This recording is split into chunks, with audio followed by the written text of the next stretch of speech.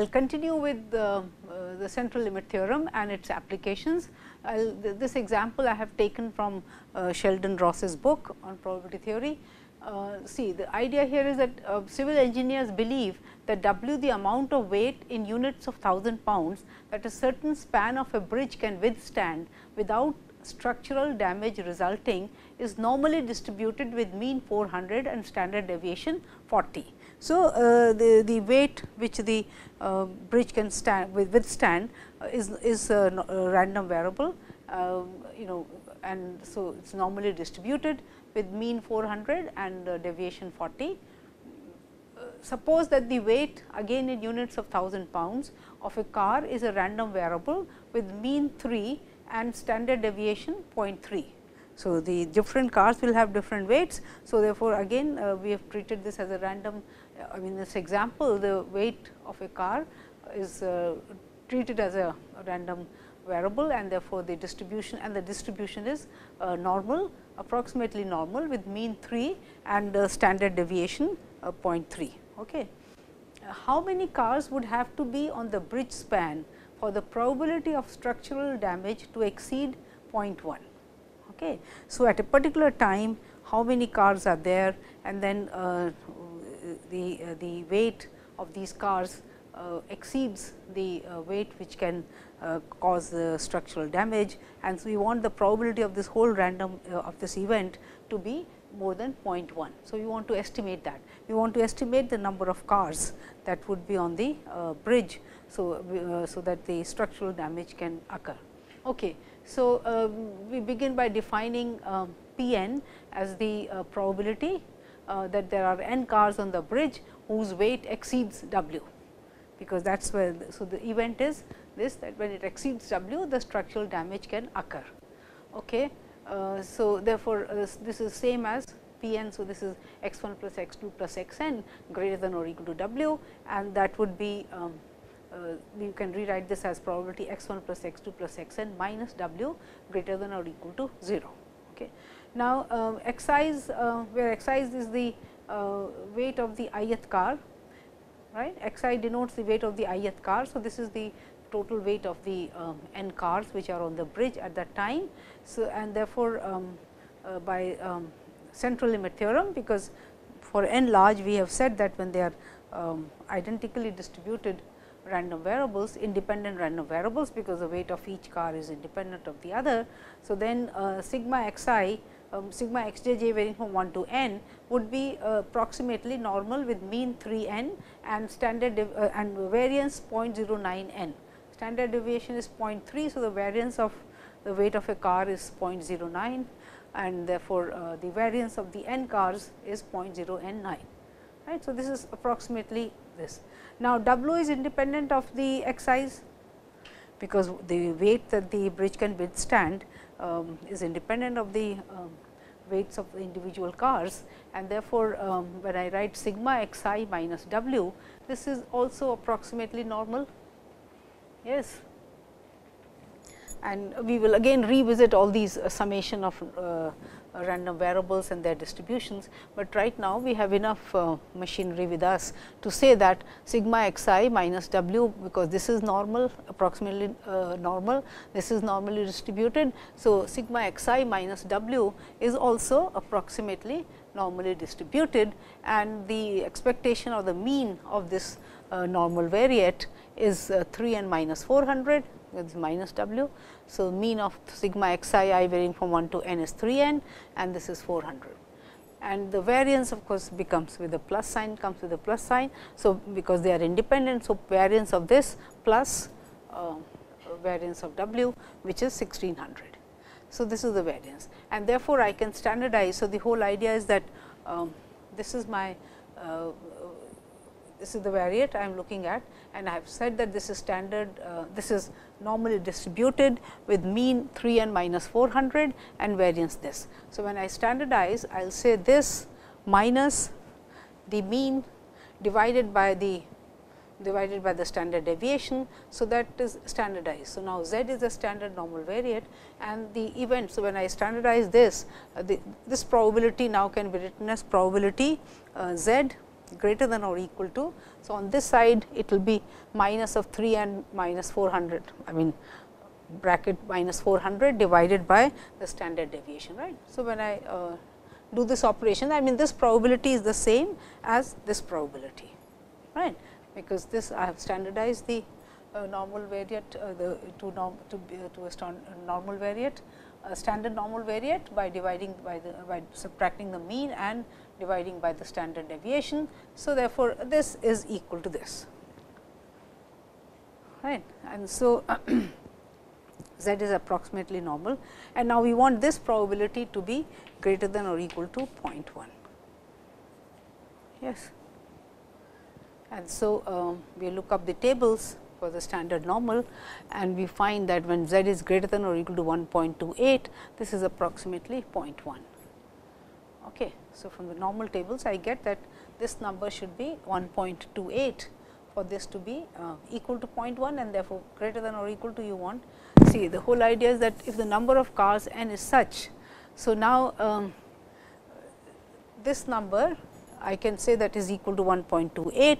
So, therefore, if you take it equal to 1.28, then you get the you get an approximation for n, and in the sense that if you write less than or equal to 1.28, then obviously this probability will be larger, and therefore, this will the whole thing will still be larger than 0.1. So, this is the whole idea. So, I get a value of n by equating this to 1.28, right, and then my n should be greater than or equal to 117. So, here of course, this is a little complex thing to solve, but you can do it, or you can start by putting in values of n, and then you can find out for which value of n this is almost equal to this or a little less than this. So, one can, there are a lot of numerical ways of actually getting the value of n which satisfies this inequality.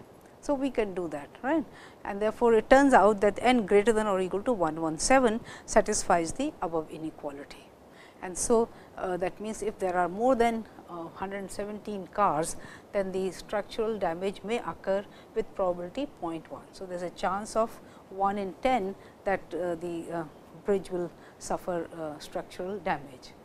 Okay, so, this was another interesting example. I mean actually you can see the application in the sense that, and then also I chose this example for the reason that this also is a random variable, and therefore, to convert this event to this event, and then to reduce this to use the central limit theorem and transform this to a standard normal variate, and therefore, get your estimate of the probability that structural damage will be caused to the the bridge may suffer structural damage. So, the interesting example of the central limit theorem. This is in a town of 20,000 people, 44% support an upcoming referendum vote. You see, say for example, the currently the hot thing is Anna Hazare going to form a political party or not. So, you might take a referendum, that means, you might ask people to vote on this, whether he should do it or not. So, let us say, and it is the feeling is there. So, maybe this is a small town, and the feeling is that 44% will only support the upcoming referendum. But so then what you do is you conduct a pre-vote poll. So, this is happens very often, media person do it, lot of magazines they do it, they conduct their own pre-vote poll to get a feeling or the opinion, and of the eligible voters in the town, and surveys 100 people. So, therefore, if you are conducting a pre-vote poll of the eligible voters in the town and surveyed 100 people, what is the probability that the survey will show that the referendum will pass? Okay. So, one needs to understand what we mean by the referendum will pass. In order for a referendum to pass, it requires a majority vote or 51%. See, even though the feeling is there that 44% support, but you never know at the time of the voting more people may vote for the referendum and so on. So, therefore, when you conduct a pre-vote poll and you want to and you surveyed let us say 100 people, then if in that pre-vote poll it turns out that 51% or more support the referendum, then you can say that okay, our pre-vote poll suggests that the referendum will pass. But actually when the voting is done, and then if more than 51% people who have voted, the 51% of those people, if they have supported the referendum will pass. So, right now this is just conducting a pre-vote survey of 100 people. So, then you want to know what is the probability that the referendum will pass. Okay. So, therefore, the question is, and therefore, that means if you are taking a referendum, or if you are taking a survey of 100 people, then you want 51 people to out of those 100 people, 51 should say yes for the referendum or support the referendum. This is what you want to do, find out. So, the probability. So, therefore, one can model the situation using binomial random variables. So, x I is I mean if the person supports, if the voter or the people you are surveying, they support the referendum, then x I will be counted as a success, otherwise it is a failure, right. So, you will say that sigma x I varying from 1 to 100 is binomial 100 with mean as 0.44 into 100, right, because probability of a success, that means your p is 0.44. So, okay, I am writing here, I should have written only 0.44. Okay, this is not this is only, yeah. So, the p is 0.44, and then the mean of the binomial distribution will be n p, and you want to find out the probability that the people that you are surveying, the 100 people that you have surveyed, would they, how many would support, that means number of successes here should be greater than or equal to 51, right, because then the referendum will pass. And that is why I chose this, because this is depicting a new situation, and we are just trying to model it through this thing here and applying central limit theorem. So, this is the whole idea, and therefore, so I hope this is clear that this is sigma x I varying from 1 to 100 should be greater than or equal to 51. So, from this 100 people, if they get a feeling that 51 or more will support the referendum, then they can sort of advertise, and they can try to influence people and say that our pre-vote poll says that referendum will pass, and so on, right. Okay. So, standardizing this variate sigma x I varying from 1 to 100, this will be sigma x I varying from 1 to 100 minus 44, the mean of this random variable, which is n p 44, divided by the variance, which is n p q. So, 44 into 0.56, because your p is 0.44, so q is 0.56. So, therefore, this is your variance, and so under root of that the standard deviation. So, therefore, this probability is equal to this probability. So, this is greater than or equal to 51 minus 44 upon under root 44 into 0.56. Now, as I have been telling you that whenever you want to approximate a binomial probability by standardizing the random variable and using a standard normal probability, then you should also use the continuity correction factor, which I have not done here. So, anyway, so therefore, so that would be, if you are saying greater than 51, then it will be 50.5, that would be the right figure. But anyway, so you can do that computation later on. So, right now the whole idea is just to see that. So, therefore, to get a feeling for the kind of numbers that you have, that will the referendum pass or not. So, this is this, and therefore, under root of this comes out to be 4.96. So, this probability, and this is a standard normal variate. So, therefore, probability this is equal to, or we are approximating this probability by probability z greater than or equal to 7 upon 4.96, which comes out to be 1.41. So, z greater than or equal to 1.41. So, this probability, which from the tables gives you the number 0.079. So, therefore, this is a very small probability, and hence the chance of the referendum passing is very slim. in the town is 20,000 and you are only surveying 100 people. And when you know that the chances of there is a 44% support the upcoming referendum. So, the probability of 51% or more support the referendum is small, and that is reflected here. So, through the central limit theorem you have made this approximation to the probability through the required probability, and it turns out to be 0.079. So, the chances of when you survey the 100 people and ask for their opinion whether they support the referendum or not, it shows that the chances are very small for the people. Okay. So, again I mean one can go on and on about the applications of central limit theorem and how to various different situations you can apply it. Okay. Then I want to get back to another thing where we had also sort of used the central limit theorem, but probably did not and I had said that we will prove it later on. So, but I just want to add a word of caution also to it. So, here this is that we had x equal to x is a binomial n comma p, and then we said that if you want to compute this probability x less than or equal to s, then you will have to compute these numbers, and this can be quite messy, right. I varying from 0 to s, n c I p raised to I 1 minus p raised to n minus 1. So, this can be quite cumbersome to compute, but then we said that we can approximate it by standardizing this thing, and so here this is x minus n p divided by under root of n p q, the standard deviation, and then this is less than or equal to s minus n p. Now, you add 0.5. Remember I had talked about the correction factor when you binomial is a discrete random variable and we are approximating it by a continuous distribution. So, therefore, this continuity correction factor is also added. So, you have 0.5 and this. So, therefore, this probability, this cumbersome thing can be approximated by the normal probability, which is s minus n p plus 0.5 upon under root n p q.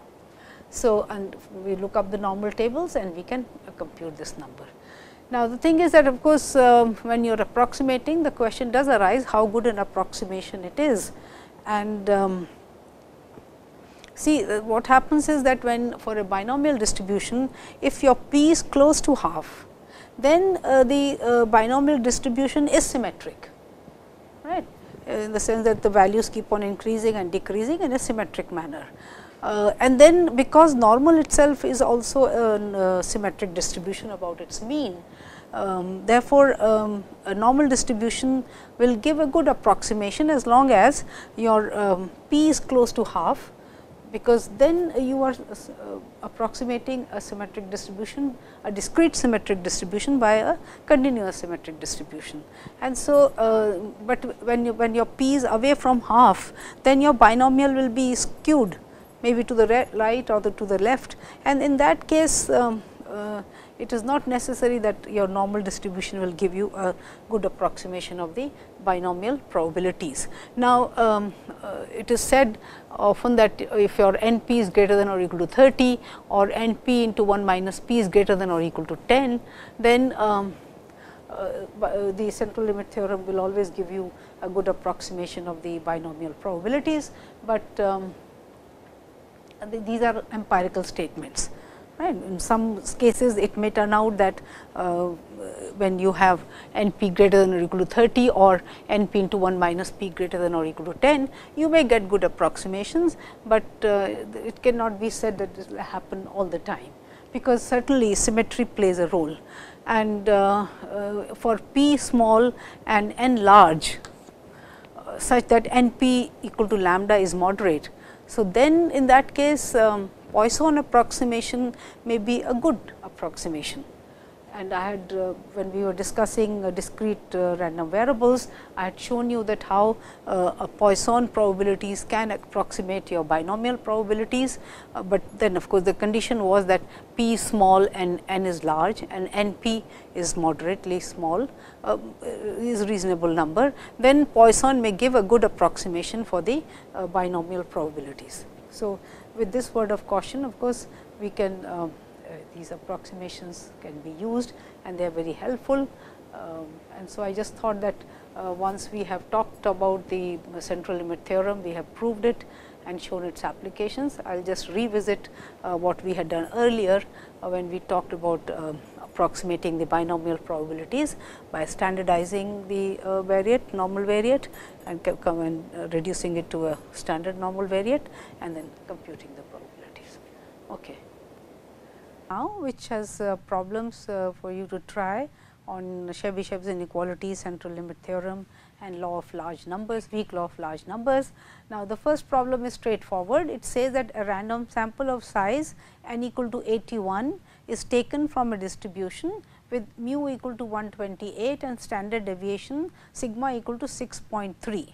With what probability can we assert that the value we obtain for x bar will not fall between 126.6 and 129 point Chebyshev's inequality. So, you can see that it will be you will have the absolute value. So, x bar minus, when you essentially I was saying that would be greater than 129.4 and less than 126.6.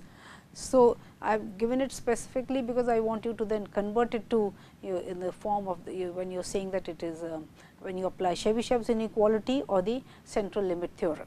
Okay. So, we have already tried given example, I have discussed examples where you can compute both the you can compute the probabilities given that your n is 81 and the standard deviation and mean are given to you. Now, I just want to make a comment here is that you see it as we have seen through examples in the lectures that the number n, for example, the probability that you get the bound that you get by using Chebyshev's inequality on the probability on the required probability would be a loose bound, and the central limit theorem will give you a tighter bound, a tighter this thing on the probability. Now, the thing, and of course, you can also say that, but one point that is important is that the probability when you compute it by the central limit theorem may sometimes depend on the distribution that you are handling, whereas Chebyshev's is a universal inequality, and therefore, it may give you a loose bound, but then the number does not change with respect to different distributions. So, Chebyshev's is a general statement, a universal statement, and later on when I have occasion I will again point out the difference between the even though we say that Chebyshev's is a looser bound, there are other advantages of using the Chebyshev's inequality. Question 2, let the random variables y n have a distribution that is binomial n p. Prove that y n by n converges to p in probability. So, this is the use of your weak law of large numbers, and I may have already done it for you in the lectures, but anyway go through it and try to prove it by yourself.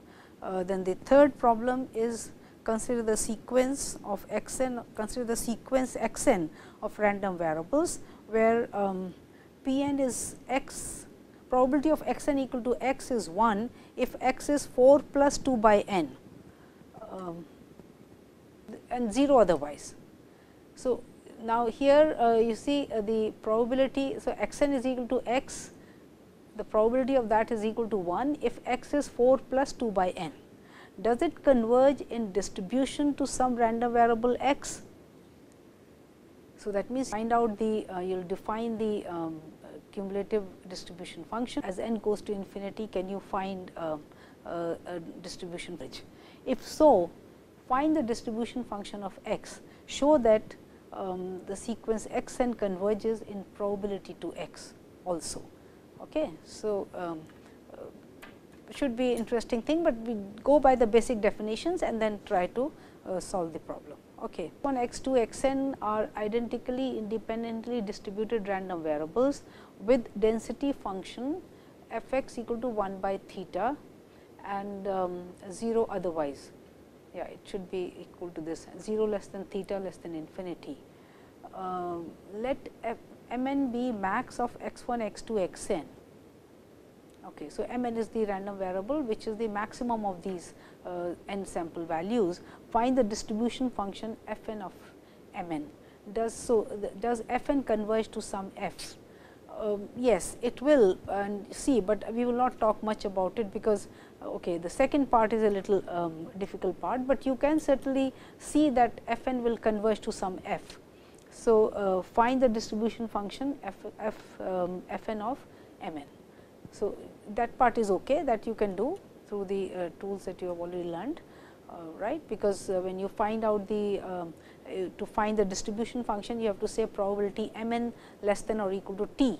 Now, since Mn is the max of x1, x2, xn, this will reduce to a probability that each x1 is less than t, x2 is less than t, xn is less than t, less than or equal to t.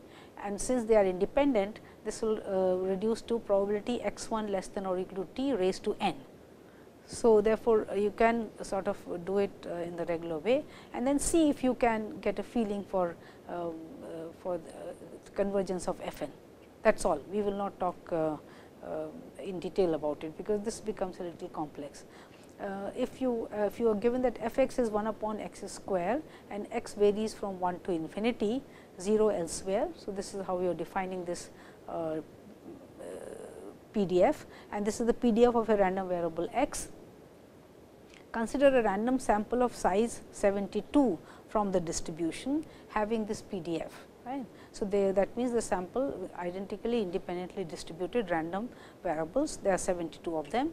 Compute approximately the probability that more than 50 of the items of the random sample are less than 3.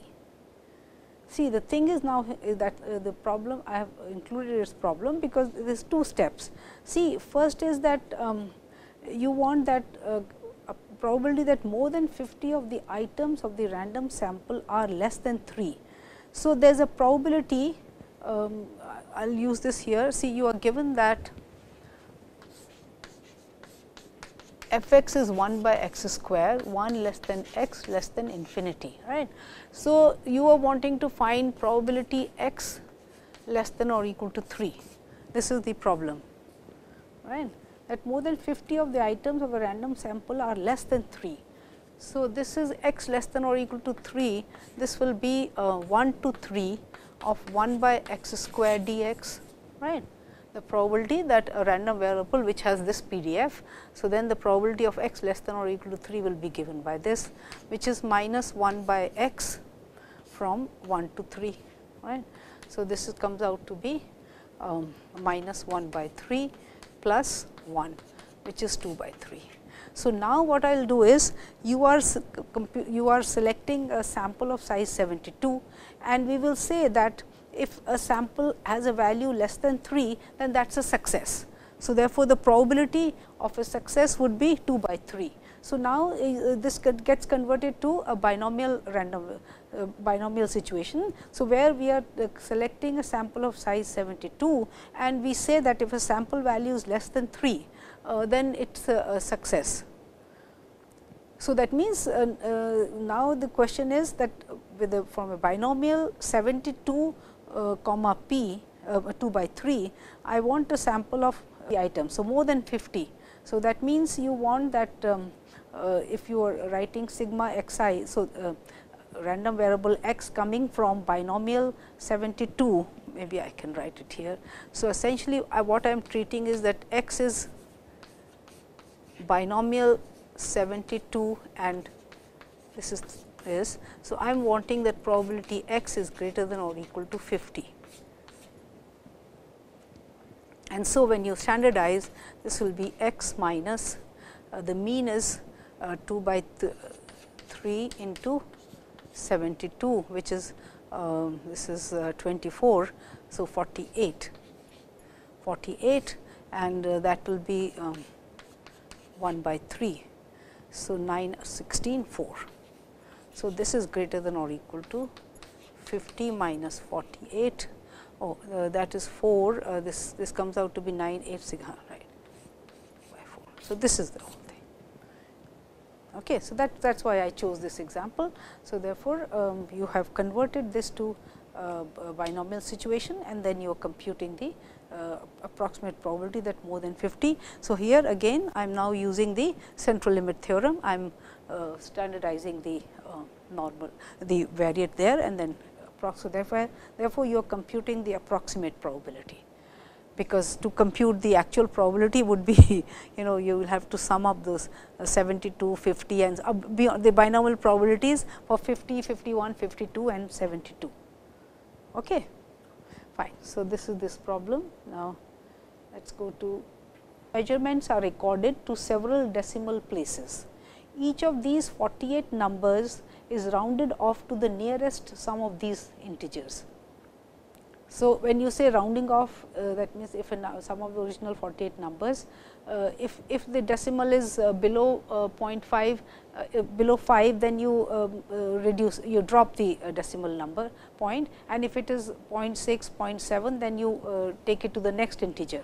This is how we say that when you round off the numbers, right, approximately by some of these integers. If we assume that the errors made by rounding off are independent and have uniform -1/2, 1/2 distribution, compute approximately the probability that the sum of the integers is within 2 units of the true sum. So, now here we are assuming that the errors made by the rounding off are independent. Surely that you can expect, because the errors that occur are not dependent on each other. So, and then this, so therefore, the rounding off that you are doing is between -0.5 and 0.5. As I said, if the number is something like 10.4, then you will round it off to 10. If the number is 9.7, you will round it off to 10 integer. So, therefore, you are assuming that the error part, that means the actual number minus the rounding, that difference is uniformly distributed between -1/2 and 1/2. Right. The approximate probability that the sum of the integers is within 2 units of the true sum. So, therefore, what we are doing is, so you have 48 errors, 48 numbers that you are rounding off. So, your sigma, and each is, yes, I can again write here that your see epsilon I is the error in the ith number, right. So, we are wanting that summation epsilon, and each epsilon I is, and this is a uniform -1/2, 1/2, right. Each error is uniformly distributed. Now, you are wanting the probability that this thing should be less than or equal to 2. I think this is the question, that the sum of the integers is within 2 units of the true sum. So, which means that okay. So, total error that occurs should be within 2 of the original. So, that means sigma epsilon I varying from 1 to 48, this should be within -2 and 2, right. The error can occur either on the when you round down or you round up. So, therefore, this total error, we are saying what is the probability that this error is within 2 of the original sum of numbers. So, I have added up the errors, and so this sum should be greater than or equal to -2 and less than or equal to 2. This is what we want to approximate, this probability, and that again by the use of central limit theorem, we will say, because now epsilon i's are all uniform. So, therefore, your sigma epsilon I, expectation of this I varying from 1 to 48 is, because the mean is 0. So, this is 0. They are all independent, the errors we have assumed are independent, and similarly the variance of sigma epsilon I varying from 1 to 48 will be sum of the variances, and which will come out to be. So, the variance here is, remember, it is b minus a whole square raised to b minus a whole square divided by 12, b minus a whole square by 12, right. So, this is the variance here is 1/12, and so variance this will be 48/12. So, the variance will be 48/12, and therefore, standard deviation will be under root of 48 by 12. So, I standardize and here this is what we get, and then by the normal this thing. So, it says that probability. So, this is actually equal to probability mod z is less than or equal to this is 48 by 12. So, this is 1 and that comes out to be 0.6826 from the normal tables. Of course, you have to do some more computations here and this will be. So, therefore, that means the error can be kept within 2, the total errors of rounding up and rounding down can be kept within 2 with probability 0.6826. So, that is a very that is high probability, right. But if you look at a loose upper bound, that means if you are suppose rounding up all the numbers, then this will be 0.5 into 48, which will be 24. So, that means an upper bound on the number of total errors that can occur can go up to 24, right. But here this the central limit theorem gives you the idea that the probability that the errors will be within 2 is reasonably high. Okay. So, this is something about the problem I wanted to talk to you about. Okay. Varying from 1, 2 and so on is a sequence of identically independently distributed random variables with expected value of psi n is mu and variance psi n is sigma square. Now, if S n is the sum of the first n sample values, show that S n upon n goes to mu with probability p. Okay. This is again just reiteration of the weak law of large numbers, and I want you to sit down and work out the proof by yourself. Okay. X n, show that MGF of as n goes to infinity t greater than distribution of y n. Square. See the notation, because we could not get it. So, x n I am saying is chi square n. Okay. So, we have talked about the chi square n distribution also. So, here this is the notation, it looks like in the print it looks like x n square, but it is actually chi square. Okay. So, x n is chi square n and then y n is x n upon n. So, because again we wrote x n instead of chi, because chi was not coming out nicely. So, y n is x n upon n and show that moment generating function of y n will go to e raised to t as n goes to infinity for t greater than 0, right. So, it is defined for t greater than 0. Okay. So, this you can work out, and then what is the limiting distribution of y n. So, once you get the limiting MGF of y n, then you will be able to say what is the distribution of y n, limiting distribution of y n. This was the whole idea through this exercise, and then show that x n minus n, where so x n is actually chi square n. So, chi square n has mean n and variance 2 n. So, therefore, now we are standardizing this. So, this is actually the use of central limit theorem, because remember central limit theorem is convergence in log. So, x n minus n upon under root 2 n for n large will converge to a normal standard normal variate. So, this is again the central limit theorem, that x 1, x 2, x n are independent random variables with probability x I equal to 1 p and probability x I equal to 0 1 minus p for I varying from 1 to 2 n. That means, each x I, so x i's are identically independently distributed Bernoulli random variables, p is of course between 0 and 1, and it is unknown. So, this is what we have to estimate. Okay, I will get back to this thing. So, now if you define S n as x 1 plus x 2 plus x n and you fix your t, right, then the problem says using Chebyshev's inequality, how large an n will guarantee that the probability of S n upon n minus p is greater than or equal to t. So, the probability of this event is less than or equal to 0.01, no matter what value unknown p has, right. So, obviously, we are trying to say that the we want to find out how many sample values we should take x 1, x 2, x n. So, that this ratio S n upon n or the average of the sample values is different from p by, so greater than t we have fixed. So, this difference greater than t, probability of that is less than 0.01. So, you want to use Chebyshev's inequality, right. Okay, so, here by Chebyshev's inequality, as we said, this is S n by n minus p. So, this you want greater than t probability of this, and this you want less than or equal to 0.01, right. Now, by Chebyshev's inequality, because this is the variance of S n by n is because remember now your S n is what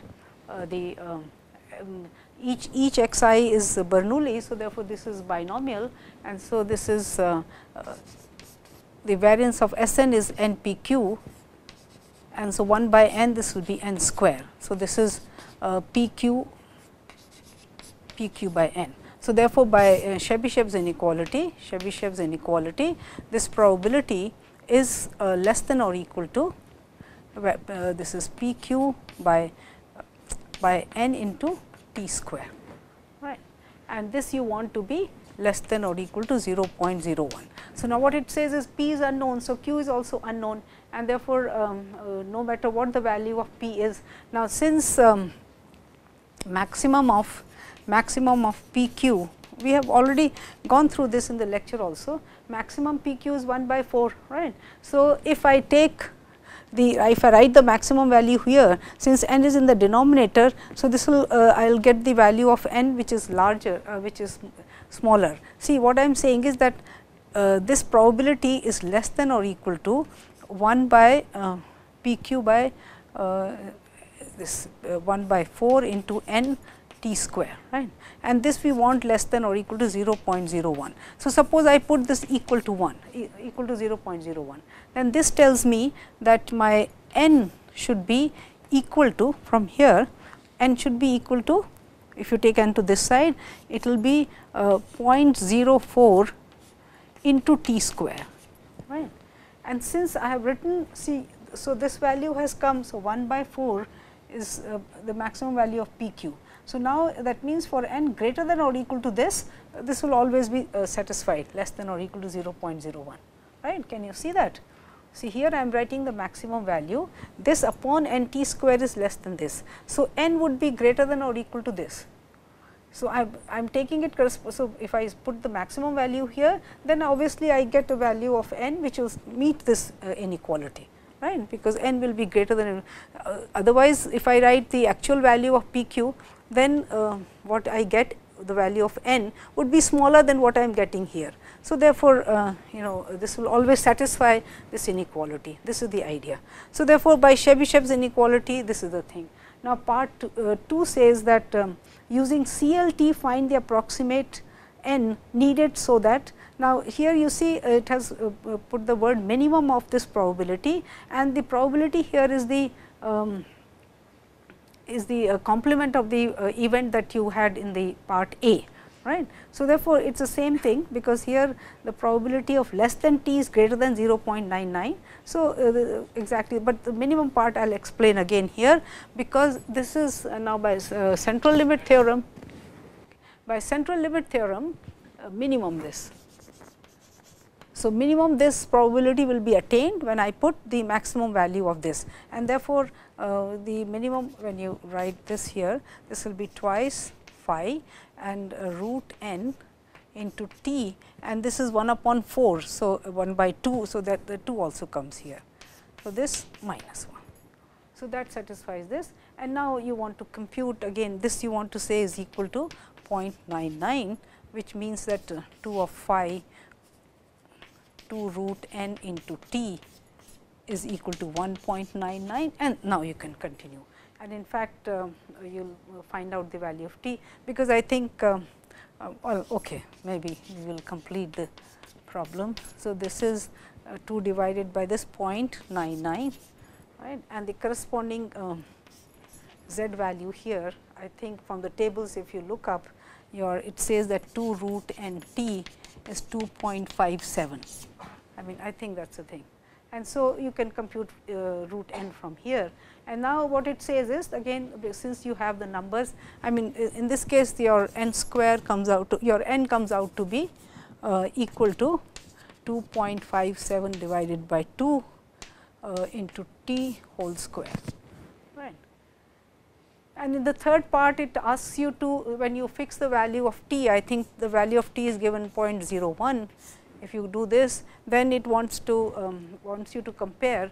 So, for example, from here, when t is this, for t equal to 0.01, n comes out to be equal to 250,000, right. And then when you compare it for with the central limit thing, I think this comes out to be well, it is computed somewhere. I have done it here. 16, yeah. So, your n will be greater than or equal to 16500. So, this is the idea, because the Chebyshev's inequality gives you a loose upper bound, therefore, the numbers will be different. So, this is the idea behind this thing, and now you can sit down and work it out yourself to get a better feeling. Okay. Is equal to 1.99, and now you can continue. And in fact, you will find out the value of t, because I think well, okay, maybe we will complete the problem. So, this is 2 divided by this 0.99, right, and the corresponding z value here, I think from the tables, if you look up, it says that 2 root n t is 2.57. I mean, I think that is the thing. And so, you can compute root n from here. And now, what it says is, again, since you have the numbers, I mean, in this case, your n square comes out to, your n comes out to be equal to 2.57 divided by 2 into t whole square, right. And in the third part, it asks you to, when you fix the value of t, I think the value of t is given 0.01. If you do this, then it wants you to compare. So, for example, from here, when t is this, for t equal to 0.01, n comes out to be equal to 250,000, right. And then when you compare it for with the central limit thing, I think this comes out to be well, it is computed somewhere. I have done it here. 16, yeah. So, your n will be greater than or equal to 16500. So, this is the idea, because the Chebyshev's inequality gives you a loose upper bound, therefore, the numbers will be different. So, this is the idea behind this thing, and now you can sit down and work it out yourself to get a better feeling. Okay.